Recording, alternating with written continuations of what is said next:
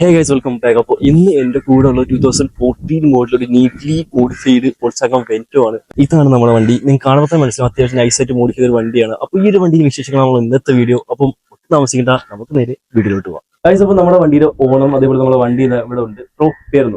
പേര് സാഹിൽ എന്നാണ് പേര്. ഇൻസ്റ്റേഡിയം സാഹിൽ. അപ്പോൾ ഇൻസ്റ്റേഡിയം കാര്യങ്ങൾ താഴെ കൊടുക്കുന്ന ലിസ്റ്റ് ചെക്കൗട്ട് ചെയ്ത് നോക്കാം. അപ്പോൾ ഈ വണ്ടി എടുത്ത് ഏകദേശം എത്ര നാളാവുന്നുണ്ട്, അതേപോലെ വണ്ടിയുടെ മോഡലും കാര്യങ്ങളും? ബ്രോ, വണ്ടി എടുത്തിട്ട് ഇപ്പൊ ഏകദേശം ഒരു 6-7 മാസം ആവുന്നതേ ഉള്ളൂ. സെക്കൻഡ് എടുത്തതാ, കോട്ടയം ഷോറൂമിൽ നിന്ന് സെക്കൻഡ് എടുത്തതാ വണ്ടി. ഇത് 2014 കംഫർട്ട് ലൈൻ ആണ് വണ്ടി, പെട്രോൾ. ഇത് ഞാൻ എടുത്ത ടൈം സ്റ്റോക്ക് കണ്ടീഷൻ ആയിരുന്നു വണ്ടി. സ്റ്റോക്ക് ഒരു സിൽവർ പെയിന്റും കാര്യങ്ങളൊക്കെ ആയിരുന്നു. പിന്നെ അതെടുത്ത് ഒരു മെയ് 7th or 8th ആ ടൈമിലാണ് വണ്ടി എടുത്തോണ്ട് വരുന്നത്. ഞാൻ കൊണ്ടുവന്നു ഒരു 10th 12th ആ ഡേറ്റിലേക്ക് വണ്ടി പണിയാൻ കയറ്റി. അപ്പൊ ഈ വണ്ടിയുടെ സ്റ്റോക്ക് പെയിന്റ് ഇത് തന്നെയാണോ, എങ്ങനെയായിരുന്നു? അല്ല, സ്റ്റോക്ക് ഒരു സിൽവർ ആണ്. ഒരു നോർമലായിട്ട് വെന്റിൽ വരുന്ന ഒരു കളർ, സിൽവർ കളർ. അപ്പൊ അത് മാറ്റിയിട്ട് നമ്മൾ ഈ ഒരു പെയിന്റിലോട്ട് മാറ്റി. ഈ ഒരു പെയിന്റിലോട്ട്. അപ്പൊ ഇതിന്റെ ഒരു ഡീറ്റെയിൽസ് പറയാം. ഈ പെയിന്റ് സിയാൻ ബ്ലൂ എന്നായി പെയിന്റ് അറിയുന്നത്. സിയാൻ, പക്ഷെ വേറെ പേരുണ്ട് അതിന്, ഒരു കോഡ് വെച്ച് വേറെ നൈമുണ്ട്. ഇല്ല, അത്രയും എളുപ്പത്തിൽ പറയാണ് സിയാൻ ബ്ലൂ. കളർ കോഡ് വേറെ ഉണ്ട്. കളർ കോഡ് വേറെ ഉണ്ട്. അപ്പൊ നോർമൽ സിയാൻ അല്ല, അതിനകത്ത് നമ്മൾ ചെറിയ കസ്റ്റമൈസ് ചെയ്തിട്ടാണ് നമ്മൾ ഈ ഒരു പെയിന്റ് സ്കീമിലോട്ട് എത്തിച്ചത്. ഈ ഒരു പെയിന്റ് സ്കീം മാത്രം ചെയ്യാൻ ഏകദേശം എത്ര കോസ്റ്റ് ആയിരിക്കും ബ്രോ? പെയിന്റ് മാത്രം ചെയ്യാൻ എനിക്ക് 60 രൂപ അടുപ്പിച്ചു, 16K അടുപ്പിച്ച് സംഭവം തന്നെ. പിന്നെ ഞാൻ ഈ ബമ്പറും ആഫ്റ്റർ മാർക്കറ്റ് എല്ലാം കൂടെ ചെയ്തായിരുന്നു. സ്റ്റോക്ക് ബമ്പറും ആഫ്റ്റർ മാർക്കറ്റും ചെയ്തായിരുന്നു. എല്ലാം കൂടെ ആഡ് ചെയ്തിട്ടാണ്. അപ്പൊ നമ്മുടെ വണ്ടി അത്യാവശ്യം നൈസ് ഒരു മോഡ് ചെയ്തൊക്കെയാണ്. അപ്പൊ നമ്മുടെ ഈ ഒരു വണ്ടിയുടെ ഫ്രണ്ട് മുതൽ ബാക്ക് വരെ മോഡിഫിക്കേഷൻ എന്തൊക്കെയാണ് നമുക്ക് ജസ്റ്റ് ഒന്ന് പറഞ്ഞു തരണം. ഇപ്പോൾ ഫ്രണ്ടിൽ വരുത്തിക്കുന്ന മാറ്റങ്ങളുണ്ട്. ഇപ്പോൾ നമ്മുടെ വണ്ടിയുടെ ഫ്രണ്ടിൽ വരുത്തിക്കുന്ന മാറ്റങ്ങൾ എന്തൊക്കെയാണ്? ഇപ്പോൾ മെയിൻ ആയിട്ട് വണ്ടിയുടെ ഈ കളർ സ്കീമാണ് സിയാൻ ബ്ലൂ, ഈ കളറാണ്. പിന്നെ അതെല്ലാം ചെയ്തിരിക്കുന്നത് വെച്ചാൽ 6 ലൈൻ്റെ ഗ്രില്ലുണ്ട്, ആഫ്റ്റർ മാർക്കറ്റ് ആണ്. പിന്നെ ഓഡി ടൈപ്പ് ഹെഡ്ലൈറ്റ് ചെയ്തിട്ടുണ്ട്. ഇത് RGB ഇൻക്ലൂഡഡ് ആണ്.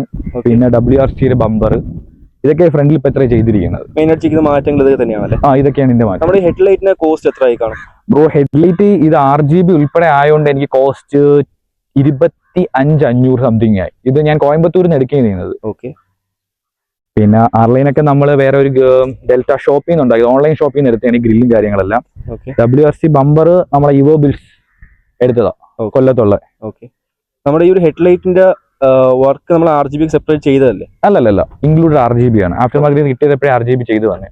അങ്ങനെ എടുത്താണല്ലേ? കസ്റ്റമൈസ് ചെയ്ത ഹെഡ്ലൈറ്റ് നമ്മൾ വാങ്ങിച്ചാണല്ലേ? കസ്റ്റമർ ഹെഡ്ലൈറ്റ് മേടിച്ചു.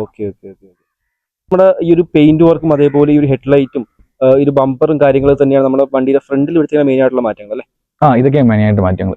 നമ്മുടെ സ്റ്റോക്ക് ബമ്പർ ആയിരുന്നല്ലോ നമ്മുടെ വണ്ടിക്കകത്തിരുന്നത്? ആദ്യമേ സ്റ്റോക്ക് ബമ്പർ ആയിരുന്നു. ഞാൻ ഈ കളർ RCയിൽ മാറുന്ന ടൈപ്പ് ഞാൻ സ്റ്റോക്ക് ബമ്പർ വെച്ചാ കൊണ്ടുപോയത്. അതിനകത്ത് നമ്മൾ ഈ സെയിം പെയിന്റ് സ്കീം കാര്യങ്ങൾ തന്നെയല്ലേ അടിച്ചിരിക്കുന്നത്? ഈ സെയിം RCയിൽ മാറ്റിയിട്ടുണ്ട്, RCയിലും കളർ ചേഞ്ച് ചെയ്തിട്ടുണ്ട്.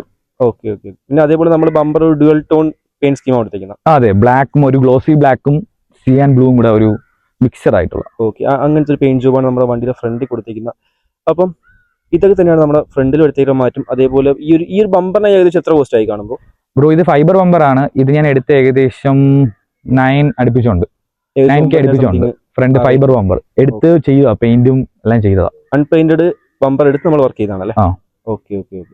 അപ്പം ഇതാണ് നമ്മുടെ വണ്ടിയുടെ ഫ്രണ്ടിൽ എടുത്തേക്കുന്ന മാറ്റം. ഇനിയിപ്പോൾ സൈഡിൽ കുറച്ച് മാറ്റങ്ങൾ എടുത്തിട്ടുണ്ട്. അപ്പം അതെന്തൊക്കെയാണ് ബ്രോ? അപ്പോൾ നമ്മുടെ ഈ ഒരു വണ്ടിയുടെ സൈഡിൽ എടുത്തേക്കുന്ന മാറ്റങ്ങൾ എന്തൊക്കെയാണ് ബ്രോ? സൈഡിൽ ചെയ്തിരിക്കുന്നതിന് മെയിൻ ആയിട്ട് തന്നെ അതിന്റെ അലോയ്സ് 15 അലോയ്സ് ആയിട്ടിരിക്കുന്നത്, ലോ പ്രൊഫൈൽ ടയർ ഉൾപ്പെടെ 205, 45, 17 ആയിട്ടിരിക്കുന്നത്. 2 അലോയ്സും 4 അലോയ്സും ടോട്ടലി. ഇതിനകത്ത് നമ്മൾ എടുത്ത സമയത്ത് സിൽവർ ആയിരുന്ന അലോയ്സ്, ഞാനതൊരു വേറൊരു കളർ തീമിൽ ഒരു അട്രാക്റ്റീവ് ആവാൻ വേണ്ടി അലോയ്സ് ഒരു ക്യാൻഡി റെഡ് കൊടുത്തിട്ടുണ്ട്. പിന്നെ ഈ അലോയ്സിൽ പിന്നെ അവിടെ 2 അലോയ്സിൽ അതാണ് മാറ്റം. പിന്നെ ചെയ്തിരിക്കുന്നത് സ്കേർട്ടാണ്. ഇത് ഹോണ്ട സിറ്റിയുടെ ടൈപ്പ് 2 സ്കേർട്ടാണ്. ടൈപ്പ് 2 വരുന്ന സ്കേർട്ടാണ്. ടൈപ്പ് 1 വരുന്ന ടൈപ്പ് 2 വരുന്നുണ്ട്. ഇത് ഒരു മോഡൽ സ്കേർട്ടാണ്. ലെങ്ത് കുറവായിരുന്നു, ഒരു ഫൈബർ വെച്ച് അടിച്ച് വീണ്ടും ലെങ്ത് ആക്കിയതാ. നമ്മുടെ ഈ ഒരു വണ്ടിക്ക് എത്രത്തോളം ലെങ്ത് കൂടുതലാണ്? ലെങ്ത് കൂടുതലാണ്, സിറ്റിയെക്കാട്ടി ലെങ്ത് കൂടുതലായതുകൊണ്ട് ഒരു ഗ്യാപ്പ് വെച്ച് ലെങ്ത് ഒരു കട്ട് ചെയ്തിട്ട് വീണ്ടും ഫൈബർ അടിച്ചതാ. വണ്ടി സ്റ്റോക്ക് ആയിട്ടായിരുന്നപ്പോൾ സ്റ്റോക്ക് ഡ്രം ആയിരുന്നു ബ്രോ, ഡ്രമ്മാ കിട്ടിയത്. പിന്നെ അതെടുത്ത് ഞാൻ അലോയ്സ് ചെയ്തത് 15 ഇഞ്ചിലോട്ട് അപ്ഡേറ്റ് ചെയ്യണം. സ്റ്റോക്ക് വരുന്നത് 15 ആണ്, അതിൽ നിന്ന് അപ്ഡേറ്റ് ചെയ്തതാ. കുറച്ചും കൂടെ അപ്ഡേഷൻ നടത്തി ഒരു 17 ആക്കിയതാ സ്റ്റോക്ക് സൈസിൽ നിന്ന്. ഇപ്പം ലോ പ്രൊഫൈൽ ടയറും ആയിട്ടിരിക്കുന്നത് 4, 205, 45, 17. പിന്നെ അതേപോലെ നമ്മൾ ചെറിയൊരു കൂളിയും കാര്യങ്ങളൊക്കെ സെറ്റ് ചെയ്തിട്ടുണ്ട് വണ്ടിയിൽ. ചെറുതായിട്ട് ഒരു ബാക്ക് അത്യാവശ്യം ഡാർക്ക്, സൈഡില് ഫ്രണ്ടിൽ കുറച്ച് ഒരു വിസിബിലിറ്റി കുറച്ച് വിസിബിലിറ്റി വിസിബിലിറ്റി ഉള്ള തരത്തിൽ തന്നെയാണ് ആ ഒരു കൂളിംഗ് അടിച്ചേക്കുന്നത് ബ്രോ. പിന്നെ അതേപോലെ നമ്മളെ വണ്ടിയിൽ മെയിൻ ആയിട്ടുള്ള മാറ്റം വരുത്തിയിട്ടുണ്ട്, അതെന്താണ് ബ്രോ? മെയിൻ ആയിട്ട് ചെയ്തിട്ടുള്ളത് ഇതിനകത്ത് എയർ സസ്പെൻഷൻ ചെയ്തിട്ടുള്ളത്. എയർ സസ്പെൻഷൻ ചെയ്തിട്ടുണ്ടെന്ന് വെച്ചാൽ ഇത് ചെയ്തത് നമ്മളെ കൊല്ലം ലോ റൈഡർ എന്നാ ചെയ്തത്. ഇക്രു ബ്രോയുടെ അടുത്തുനിന്നാണ് ചെയ്തിരിക്കുന്ന വർക്ക്. പിന്നെ ഇതിനകത്ത് വരുത്തിക്കുന്ന മാറ്റങ്ങളിൽ അത്യാവശ്യം കോസ്റ്റ് ആയിട്ടുള്ളത് അതാണ്, എയർ ആണ് ഏറ്റവും കൂടുതൽ കോസ്റ്റ് ആയിട്ടുള്ളത്. എനിക്ക് ഏകദേശം ഒരു 1,45,000 അടുപ്പിച്ച് കോസ്റ്റ് ആയിട്ടുണ്ട് എയർ ചെയ്യാൻ വേണ്ടി. ഇതിന്റെ എയറിന്റെ കൺട്രോളും കാര്യങ്ങളെല്ലാം അകത്താണ് സെറ്റ് ചെയ്തിരിക്കുന്നത്. ഇതിന്റെ കേജും എയർ കേജും കംപ്രസറും എല്ലാം ബാക്ക് ഹുഡിലാണ് സെറ്റ് ചെയ്തിരിക്കുന്നത്. പിന്നെ ഇത് എനിക്ക് റിമോട്ടിൽ നിന്ന് കൺട്രോൾ ചെയ്യാം, പുറത്തിറങ്ങി റിമോട്ടിൽ നിന്ന് കൺട്രോൾ ചെയ്യാം. പിന്നെ അകത്ത് സ്വിച്ചും ഉണ്ട്, അകത്തിരുന്ന് കൺട്രോൾ ചെയ്യാൻ പറ്റും. പുറത്തിറങ്ങിയാലും നമുക്ക് പുറത്തിറങ്ങി കൺട്രോൾ ചെയ്യാൻ പറ്റും. ഹൈറ്റ് അഡ്ജസ്റ്റ് ചെയ്യാനും പറ്റും, ഹൈറ്റ് ആക്കാനും പറ്റും. അപ്പം ഇതാണ് നമ്മുടെ വണ്ടിയുടെ സൈഡ് പ്രൊഫൈലിൽ മാറ്റിയിരിക്കുന്ന ആ ഒരു മോഡിഫിക്കേഷൻ. അതേപോലെ നമ്മുടെ വണ്ടിയിൽ ചെയ്തിരിക്കുന്ന എയർ സസ്പെൻഷന്റെ വർക്കിംഗ് കാര്യങ്ങൾ എന്നൊക്കെ പറയുന്ന ഈ ഒരു വണ്ടി ചെയ്തിരിക്കുന്ന ഏറ്റവും കൂടുതൽ കോസ്റ്റ് ആയിട്ടുള്ള ഒരു മോഡിഫിക്കേഷൻ എന്ന് പറയുന്നത് ഈ ഒരു എയർ സസ്പെൻഷൻ തന്നെയാണ്. അപ്പോൾ അതിന്റെ വർക്കിംഗ് കാര്യങ്ങൾ ജസ്റ്റ് കാണിച്ചു തരാം, അതേപോലെ അതിന്റെ കൺട്രോൾസും കാണിച്ചു തരാം. അതിന്റെ കംപ്രസറും കാര്യങ്ങളൊക്കെ ഇരിക്കുന്നത് നമ്മുടെ ഡിക്കി സൈഡിലാണ്, അത് നിങ്ങൾക്ക് ഞാൻ ജസ്റ്റ് ഒന്ന് കാണിച്ചു തരാം.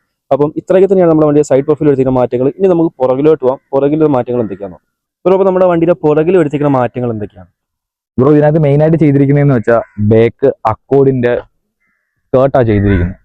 അക്കോർഡ് ഞാൻ അങ്ങനെ മെയിൻ ആയിട്ട് വേറെ വെൻഡോയ്ക്കും ഒന്നും കണ്ടിട്ടില്ല. ഇത് ഒരു യുണീക്ക് ഡിസൈൻ ആയിട്ട് ചെയ്തതാണ് അക്കോർഡിന്റെ ബാക്ക് സ്കേർട്ട്. ഇത് കട്ട് ചെയ്ത് പുട്ടി വർക്ക് ചെയ്തിരിക്കുക.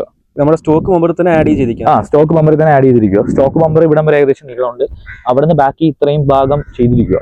അവിടെ നിന്ന് ഇങ്ങനെ ഒരു ലെങ്താ വരുന്നത്, ഇവിടെ നിന്ന് ഇങ്ങനെ കവർ ചെയ്താ വരുന്നത് അത്രയും ഭാഗം. ഇതിനകത്ത് പിന്നെ മെയിൻ ആയിട്ട് ചെയ്തിരിക്കുന്നത് വെച്ചാൽ എക്സോസ്റ്റ് വർക്കും ഉണ്ട്. എക്സോസ്റ്റ് വർക്ക് ഇത് ഫുൾ സിസ്റ്റം അല്ല ചെയ്തിരിക്കുന്നത്, ഇത് നമ്മൾ കട്ട് ചെയ്താ വെച്ചിരിക്കുന്നത്. സ്റ്റോക്ക് പൈപ്പ് കട്ട് ചെയ്ത് റെസനേറ്റർ കട്ട് ചെയ്ത് കളഞ്ഞിട്ട് നമ്മളെ ക്യാറ്റിന്റെ അവിടെ നിന്ന് സ്ട്രൈറ്റ് ആ കൊടുത്തിരിക്കുന്നത്, സ്ട്രൈറ്റ് പൈപ്പാണ് ചെയ്തിരിക്കുന്നത്. പിന്നെ എത്ര കോസ്റ്റ് ആയി കാണും ബ്രോ? എക്സോസ്റ്റ് ഏകദേശം 15 രൂപ അടുപ്പിച്ചായി. പിന്നെ അതിന്റെ കട്ട് ചെയ്തും ഇതെല്ലാം കയറ്റുന്ന ഇടയ്ക്ക് ഒരു 5,000 രൂപ അല്ല, ടോട്ടൽ ഒരു 20 രൂപയായി ഫുള്ള് സെറ്റ് ചെയ്ത് വരുമ്പോൾ അതിനകത്ത്. എക്സോസ്റ്റ് വെച്ചതിന് ശേഷം നമ്മുടെ വണ്ടിയുടെ പെർഫോമൻസ് അല്ലെങ്കിൽ മൈലേജ് എന്തെങ്കിലും വ്യത്യാസം? അങ്ങനെ മൈലേജ് ഡ്രോപ്പ് ഒന്നും വന്നിട്ടില്ല ബ്രോ. പെർഫോമൻസ് അങ്ങനെ ഇൻക്രീസ് ആവാൻ തോന്നുന്നില്ല. ഒരു എക്സോസ്റ്റ് ഒരു ലൗഡ്നെസ്സിന് വേണ്ടി മാത്രമുള്ള ഒരു എക്സോസ്റ്റ് അത്ര ജസ്റ്റ്. അതേപോലെ നമ്മുടെ വണ്ടി ഇപ്പോൾ സ്റ്റോക്ക് ആയിട്ടൊക്കെ എത്ര ആ ഒരു മൈലേജും കാര്യങ്ങളൊക്കെ കിട്ടുന്നുണ്ടായിരിക്കും? മൈലേജ് ബ്രോ ഒരു 12-13 കിട്ടാറുണ്ട് മൈലേജ്. അതിനൊന്നും കുഴപ്പമില്ല, മൈലേജിനൊന്നും ഒരു ഇഷ്യൂ വന്നിട്ടില്ല. എനിക്ക് മുമ്പ് കിട്ടുന്നതൊക്കെ തന്നെ ഇപ്പോഴും കിട്ടിക്കൊണ്ടിരിക്കുന്നത് മൈലേജ്. പിന്നെ ഫ്യൂച്ചറിലല്ല, കുറച്ച് മന്ത് കഴിഞ്ഞിട്ട് ബ്രേക്ക് ലൈറ്റ് ഒക്കെ അപ്ഡേറ്റ് ചെയ്യാനുള്ള ഇതുണ്ട്. 2 ബ്രേക്ക് ലൈറ്റും ചേഞ്ച് ചെയ്യാനുള്ള പ്ലാനിലാണ് ഇരിക്കുന്നത്. അപ്പോൾ നമ്മുടെ വണ്ടിയുടെ പുറകിൽ വെച്ചിട്ട് മാറ്റങ്ങൾ ഇതൊക്കെ തന്നെയാണ്. പിന്നെ കുറച്ച് മാറ്റം വരുത്തിയെങ്കിൽ നമ്മുടെ ഡിക്കിക്ക് അകത്താണ് അല്ലേ? ഡിക്കിക്ക് അകത്തൊന്ന് തുറന്ന് കാണിക്കാവോ ബ്രോ? പിന്നെ ബ്രോ മെയിൻ ആയിട്ട് ഇതിനകത്ത് ചെയ്തിട്ടുള്ളത് നമ്മൾ വെച്ചാൽ ബേക്കിലാണ് നമ്മൾ ഇതിന്റെ കംപ്രസറൊക്കെ വെച്ചിരിക്കുന്നത്. എയർ സ്റ്റോർ ചെയ്യാനുള്ള ബാഗും പിന്നെ അതിന്റെ കംപ്രസറും കാര്യങ്ങളെല്ലാം. പിന്നെ അതിനു വേണ്ടി ഒരു ജസ്റ്റ് ഒരു ഡിസൈൻ പോലെ അതിനൊരു അക്രിലിക് വർക്ക് ചെയ്തിട്ടുണ്ട്. അകത്ത് ഒരു കേജ് ടൈപ്പ് ചെയ്തിട്ടുണ്ട്. അതാകുമ്പോൾ ഒരു നമ്മൾ ബേക്കൊന്ന് ഡിക്കിയൊക്കെ ഒന്ന് പോപ്പ് ചെയ്യുമ്പോൾ കുറച്ചുകൂടെ ഒന്ന് ഭംഗിയായിട്ട് ഇരിക്കാനായി, ഒരു ഒതുങ്ങിയിരിക്കാനായിട്ട് ഒരു ക്യൂട്ട്നെസ് ആയിട്ട് ഇരിക്കാൻ വേണ്ടി. ടോട്ടലി വണ്ടി ഒരു ക്യൂട്ട്നെസ് രീതിയിലല്ലേ, അപ്പൊ അതൊന്നും ഇരിക്കാൻ വേണ്ടി അതേപോലെയാണ് അതിന്റെ കേജും കാര്യങ്ങളെല്ലാം സെറ്റ് ചെയ്തിരിക്കുന്നത്. അതിനകത്ത് നമ്മൾ ചെറിയൊരു LED വർക്കും കാര്യങ്ങളൊക്കെ ഉണ്ട്. ചെറിയൊരു സ്ട്രിപ്പ് ലൈറ്റ് ഉണ്ട്. ഇത് നൈറ്റ് ആണ് കുറച്ചുകൂടി വിഷ്വൽ ആയിട്ട് അറിയാൻ പറ്റുന്നു. ഒരു ഗ്രീൻ സംഭവം ചെയ്തിട്ടുണ്ട് ഇതിനകത്ത്, ഗ്രീൻ ലൈറ്റ് മോഡൽ. ഫ്ലോറിംഗിൽ വണ്ടിയുടെ കളർ സ്കീമിലുള്ള ഒരു സ്റ്റിച്ചിങ് ആയിട്ടുണ്ട്. അത് നേരിട്ടുണ്ടെന്ന് അറിയാൻ പറ്റും. ഒരു വണ്ടിയുടെ കളർ സ്കീമിലുള്ള ഒരു സ്റ്റിച്ചിങ് ആണ് ചെയ്തിട്ടുള്ളത് ഇതിനകത്ത്. പിന്നെ ഇതൊക്കെ ചെയ്തിരിക്കുന്നത് ബ്രോ മെയിൻ ആയിട്ട്. നമുക്ക് ഇതിനകത്ത് തന്നെ ഇത് തന്നെ പൊക്കാം. നമുക്ക് നമ്മളെ സ്റ്റെപ്പിനെയൊക്കെ അകത്തായിരിക്കും, നേരെ നമുക്ക് ഇത് വെച്ച് പൊക്കാൻ പറ്റും. ഇത് ഓപ്പണാ സംഭവം. ഇത് ഇതിനകത്താണ് നമ്മളെ സ്റ്റെപ്പിനെയും പിന്നെ വാലോട്രോണിക്കിന്റെ എക്സോസ്റ്റിന്റെ മൊഡ്യൂളൊക്കെ അവിടെ ഇരിക്കുന്നത്, മോട്ടറും കാര്യങ്ങളെല്ലാം അതിന്റെ അടിയിലായിരിക്കുന്നത്. അപ്പം ഇതൊക്കെയാണ് നമ്മുടെ വണ്ടിയുടെ പുറകിൽ വരുത്തിക്കുന്ന മാറ്റങ്ങൾ. ഇനിയിപ്പോൾ നമ്മുടെ വണ്ടിയുടെ ഇന്റീരിയർ നോക്കാം. ഇന്റീരിയർ ഏകദേശം സ്റ്റോക്ക് തന്നെയാണ്, ചെറിയ വ്യത്യാസങ്ങളൊക്കെ വരുത്തിയിട്ടുള്ളൂ. ഇപ്പോൾ നമ്മുടെ വണ്ടി ചെയ്തിരിക്കുന്ന റെമൂസിന്റെ എക്സോസ്റ്റ് ആണ്. അപ്പോൾ അതിന്റെ സൗണ്ട് നമുക്കൊന്ന് കേട്ട് വയ്ക്കല്ല.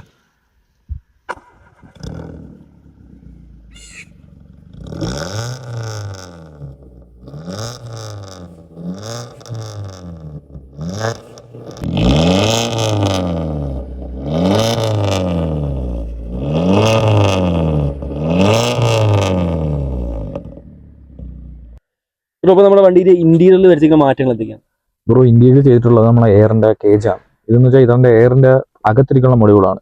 ഇതിനകത്ത് നമ്മൾ കൺട്രോൾ ചെയ്യാനുള്ളത് ഈ സംഭവം. ഇത് നമ്മൾ ഒരു കംപ്രസറിന്റെ സ്വിച്ച് ഉണ്ട്, ഓൺ ഓഫ് സ്വിച്ച്. പിന്നെ ഒരു ഫ്രണ്ട് താക്കുന്നതും ബാക്ക് ഡ്രോപ്പിന്റെ 2 സ്വിച്ചുകൾ കറക്റ്റ്. ഗേജ് ഉണ്ടല്ലേ? ഗേജ് ഉണ്ട്, പ്രഷർ ഗേജ് ഉണ്ട്. ഇത് പ്രഷർ കാണിക്കുന്നതാണ്. ഇതിനകത്ത് ഫ്രണ്ട് പ്രഷറും ബാക്ക് പ്രഷറും കാണിക്കുന്നതാണ്. വണ്ടി ഫുൾ ഡ്രോപ്പിൽ കിടക്കുന്നതുകൊണ്ടാണ് എയർ കേജ് ഫുൾ ഡ്രോപ്പ് ആയിട്ട് കിടക്കുന്നത്. മിനിമം കൂട്ടി എത്ര വേണം? നമുക്കൊരു 25 ഒരു 0 ഗ്രാവിറ്റിയുടെ താഴെയാണ് കിടക്കുന്നുള്ള. അല്ലെങ്കിൽ നമുക്ക് കട്ടറിലേക്ക് വീണ ടാസ്ക് ആവൂലേ? കട്ടറിൽ വീണ ടാസ്കിനെയും കാട്ടി ഏറ്റവും കൂടുതൽ ടാസ്ക് ഫ്രണ്ട് വീൽ ആർച്ച് പിടിക്കും. ഒരുപാട് ഡ്രോപ്പ് ചെയ്ത് ഓടിച്ചാൽ ഫ്രണ്ട് വീൽ ആർച്ച് നമ്മൾ ഒരു ചെറിയൊരു കർവ് എടുക്കാൻ നേരത്ത് ഫ്രണ്ട് വീൽ ആർച്ച് കടന്ന് ഒരു പിടിക്കുന്ന ഒരു ഉരക്കുന്ന ഒരു ടയറുമായിട്ടുള്ള തമ്മിലൊരു ഇതുണ്ട്, ഒരു ഉരപ്പ്. പിന്നെ അതേപോലെ നമുക്ക് ഫ്രണ്ടും ബാക്കും ഇൻഡിവിജ്വൽ ആയിട്ട് ബുക്ക് ചെയ്താക്കുകയും ചെയ്യാൻ പറ്റും. ചെയ്യാം. രണ്ടും നമ്മൾ 2 രീതിയിൽ കൺട്രോൾ ചെയ്യാൻ പറ്റും. നമുക്ക് 2 രീതിയിൽ കൺട്രോൾ ചെയ്യാൻ പറ്റും. 2 രീതിയിൽ തന്നെ സെയിം രീതിയിൽ ഡ്രോപ്പും ചെയ്യാൻ പറ്റും. അപ്പൊ പിന്നെ നമ്മുടെ ഇന്ത്യയിൽ പ്രത്യേകിച്ച് വേറെ എന്തെങ്കിലും മാറ്റങ്ങൾ ഇല്ല, എല്ലാം സ്റ്റോക്ക് ആയിട്ടാണ് കൊണ്ടു കിടക്കുന്നത്. വേറെ ഒന്നുമില്ല, ജസ്റ്റ് സ്റ്റോക്ക് തന്നെ മെയിൻറ്റെയിൻ ചെയ്യുക. ഇപ്പൊ നമ്മുടെ വണ്ടിയിലെ അത്യാവശ്യ വർക്കും കാര്യങ്ങളും ഇപ്പം ചെയ്തിട്ടുണ്ട്. ഇനി ഇപ്പൊ ഫ്യൂച്ചറിൽ എന്തെങ്കിലും വർക്കും കാര്യങ്ങൾ അല്ലെങ്കിൽ അപ്ഗ്രേഡ് വരാനുണ്ടോ? ബ്രോ, ഫ്യൂച്ചറിൽ ഇനി ചെയ്യാനുള്ളതെന്ന് വെച്ചാൽ ഒരു ചെറിയൊരു ഗ്രാഫിക്സ് ചെയ്യുന്നുണ്ട്. വണ്ടിയിലെ ഒരു കളർ തീം വെച്ചൊരു അനിമി ഇപ്പൊ എല്ലാവരും ചെയ്യുന്നുണ്ട്. വേറെ രീതിയിലുള്ള ഒരു ഗ്രാഫിക്സ് വരുന്നുണ്ട്. പിന്നെ എല്ലാവരും പറയുന്നുണ്ട് ഈ ബ്രേക്ക് ലൈറ്റ് മാറ്റാൻ, സ്റ്റോക്കിൽ നിന്ന് മാറ്റാൻ പറയുന്നുണ്ട്. ബ്രേക്ക് ലൈറ്റ് അപ്ഡേറ്റ് ചെയ്യാൻ ചാൻസ് ഉണ്ട്. പിന്നെ ബോണറ്റിന്റെ അകത്ത്, ഹുഡിന്റെ അകത്ത് ഒരു ചെറിയൊരു ഗ്രാഫിക്സ് പ്രോഗ്രാം ഒരു പരിപാടി സമയത്തോ അതെ മുകളിലായിട്ടാണോ? ഇനിയിട്ടും അല്ല, അകത്ത് നമ്മളെ എഞ്ചിൻ പേരുടെ അകത്ത്. പിന്നെ ഫുൾ സിസ്റ്റം ഹെഡറും ചെയ്യുന്നുണ്ട്. പിന്നെ ഒരു ലിപ്പ് ആഡ് ചെയ്യുന്നുണ്ട്. ഫ്രണ്ടിൽ നമ്മൾ ലിപ്പ് ആഡ് ചെയ്യുന്നുണ്ട് ഒരു കുറച്ചുകൂടെ ഡ്രോപ്പ് ഫീൽ ആവാൻ വേണ്ടി. അപ്പം ഇത്രയും കാര്യങ്ങളാണ് നമുക്ക് ഇനി ഫ്യൂച്ചറിൽ വരാൻ പോകുന്നത് അല്ലേ? ഫ്യൂച്ചറിൽ ഇതാ ചെയ്യാൻ പോകുന്നത്. ഇതാണ് നമ്മളെ ഒരു ചെറിയൊരു ഷോർട്ട് റിവ്യൂ എന്ന് പറയുന്നത് ഈ ഒരു വെന്റോര. അപ്പോൾ ഇത്ര തന്നെയുള്ളൂ. അപ്പോൾ ഈ ഒരു വണ്ടി വരുത്തിയുള്ള മാറ്റങ്ങൾ എന്ന് പറയുന്നത്, അപ്പോൾ ഇവന്റെ ഇൻസ്റ്റഡി കാര്യങ്ങൾ, ഓണറിന്റെ ഇൻസ്റ്റഡി കാര്യങ്ങൾ താഴെ കൊടുക്കുന്ന ചെക്കൗട്ട് ചെയ്ത് നോക്കുക. അപ്പോൾ ഇത്തരത്തിലുള്ള വീഡിയോ ഇഷ്ടപ്പെടുന്ന എല്ലാവരും ലൈക്ക് ചെയ്യുക, ഷെയർ ചെയ്യുക. അപ്പോൾ ഇനി ഇതുപോലത്തെ നല്ല നല്ല വീഡിയോസ് വരുന്നതായിരിക്കും. അത്രയായിരിക്കും എല്ലാവർക്കും. ബൈ.